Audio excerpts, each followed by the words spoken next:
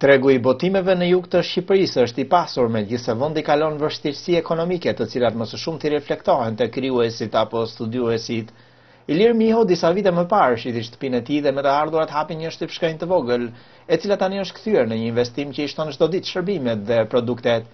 Iliri thotë se është i kënaqur nga progresi fal edhe këtij qyteti që gjithmonë ka prodhuar krijues dhe që e ka parë diturinë dhe përcjelljen e saj me përparësi.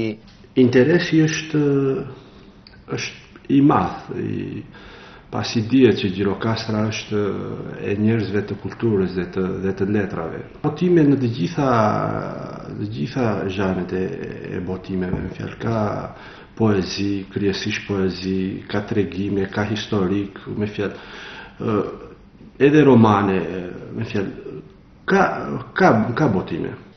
Zoti Mio thosë se teknologjitë që përdoren sot në shtypjen e librave në Shqipëri janë të viteve të fundit dhe shtypshkronja që ai drejton krahasohet me ato në Greqi, në fqinje.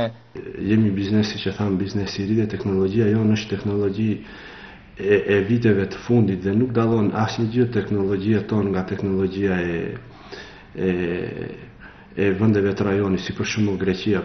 Dikur emigrant në Greqi dhe punëtor në një shtypshkronjë të vogël, Iliri thotë se tani ndihet vërtet mirë kur shesa në Shqipëri ka arritur të ndërtojë me sukses aktivitetin e tij pavarësisht sfidave. Stefan Arseni, që drejton një shoqatë të krijuesve, thotë se Gjirokastra dallon për njëri të botimesh. Falë dhe qarqeve universitare, klima e studiuesve dhe krijuesve është mjaft e mirë, vëren ai. Ka filluar domethënë të shtohet numri i botimeve.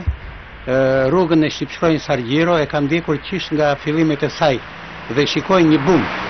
Shikoj një interes për botimet kohët e fundit, shikoj një krijimtari të pasur dhe një qasje, një afrim drejt kësaj shtypshkronje.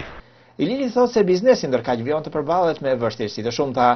Njëra prej tyre është ajo e mungesës apo cilësisë së dobët të energjisë elektrike, që bëhet shkak për probleme me pajisjet e shtypshkronjës. Por sfidat e këtij biznesi kanë në Gjirokastër një vizion optimist. Ky qytet e ka dashur gjithmonë dijen dhe krijimin dhe ka luftuar me të gjitha mënyrat për ta transmetuar atë. Për Zërin e Amerikës nga Gjirokastra, Raymond Kola.